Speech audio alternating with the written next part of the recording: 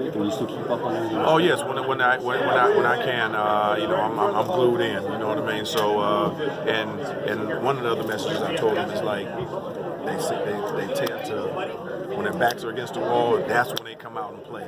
I say you got to step out there on that field, from the first whistle, like your back is against the wall. You know what I mean? Because that's how this team responds. And if you take that same approach from the first kickoff, you're going to win a lot of football games, and you be sitting there undefeated right now because those guys can play. And when you're down, you can come back and show the character and the poise that they've shown. You can do some amazing things if you can start like that. You know what I mean? How much feedback did you get from your Hall of Fame speech? It went over pretty well, didn't it? Yeah, I got a lot of positive feedback, and I didn't know if I was going to get any feedback. I wasn't looking for any feedback, but I was just speaking from the heart and just telling my story, and I think it resonated with a lot of people, you know what I mean? So it might have been some other things out there that people didn't like, I don't know, but I did get a lot of positive feedback, so I felt good about it. But at the end of the day, that was my truth, my story, and I just let it go. That was the most nerve-wracking thing ever, though. Before you're gonna what am I gonna say? You know what I mean? And then once you start, it just all came out. Yeah. How receptive were the players today when they heard you speak? Do you think you had their attention? Yes, I think by seeing some of the other Michigan greats there as well, some of the guys I played with, like Greg Shrevenick and of course they see Ward all the time, Reggie McKenzie there, myself and Tom with our gold jackets on. So we were in the same. We were just like you. So I think just being in there was inspiring to those guys. I know I would have been inspired if I seen someone who they can relate to, who's played in this game, that is now in the Pro Football Hall of Fame, because I know a lot of those guys are aspiring to be like us, and just playing play pro football, let alone be in the Hall of Fame. So I think we all had the same message, but it came across a little different. But I think it really, hit home to the guys, and hopefully, they have something to think about later on and take it out there on the field tomorrow. What's your favorite Michigan Notre Dame memory? Well, I wouldn't say it's my favorite because it was controversial, but it didn't go our way. It was my freshman year. It was actually the first game I ever played, as a freshman that we played in Notre Dame. And I had a very, very crucial pass interference call in the end zone.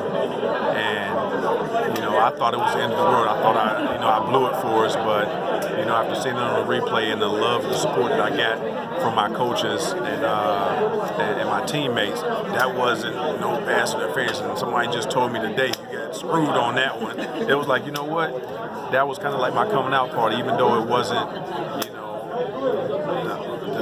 the play itself didn't go our way, but that's when I knew I belonged, on a negative play, but it was positive from the reaction I got from my family, which was my team and coaches. And, after watching it on there, on the media too, I was like, on the TV, I'm like, oh, that wasn't no pass.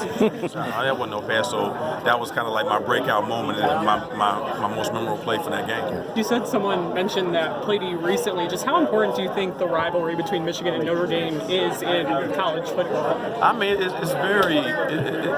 important, but I think we kind of get lost in the shuffle of how important it is when you talk about Michigan, Ohio State. So when you talk about, great rivalries, the first thing that's going to come up to people is, Michigan, Ohio State. And kind of put Notre Dame second to that rivalry. But, around here it's important because they're a hell of a football program. They have a great tradition. There's been some, iconic games, and at the end of the day, we both want to, punch each other in the mouth, and that's what it's all about. So, we got to go out there and play hard and punch them in the mouth because that's what we're supposed to do. That's what we do. What made it so that Michigan was able to go toe-to-toe year in, year out through the 90s with Ohio State? It's a mentality that we had. I know it's as far as the teams that I was playing on, and I didn't like to, and I didn't like to lose. Our team didn't like to lose. I had a little extra motivation because a buddy that I played with in high school was playing for Ohio State.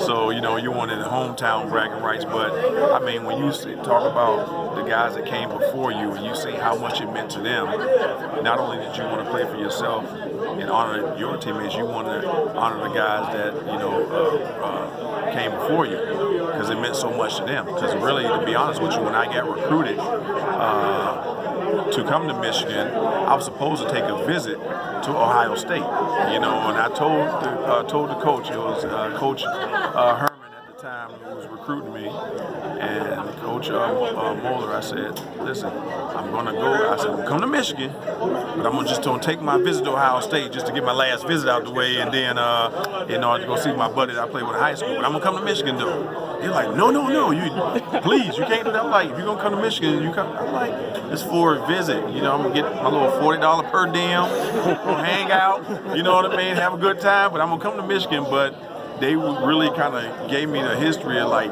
you can't do that, you don't understand. And I really didn't because I was going to go to Georgia Tech. I actually gave a verbal commitment to Georgia Tech because I wanted to go down south and play. I really did not know the history of this rivalry until I got here. But once I got here, and I'm like, wow. I mean, that was that moment and everything else, and the rest is history. I'm so glad that I made the decision to come to the University of Michigan because it really changed my life in the best possible way. One more, and then we're going to bring Tom up here. Knowing that history, what is the frustration level with Ohio State winning 7 straight and 14 in the last 15? You know what? Very frustrating because in today's world we live with our cell phones. That's probably the one day, that I'm gonna turn myself because I just want to watch the game. I don't want to watch it with nobody. I turn that phone off. Get over it. Okay, all right. Coach said, come on. Here I come.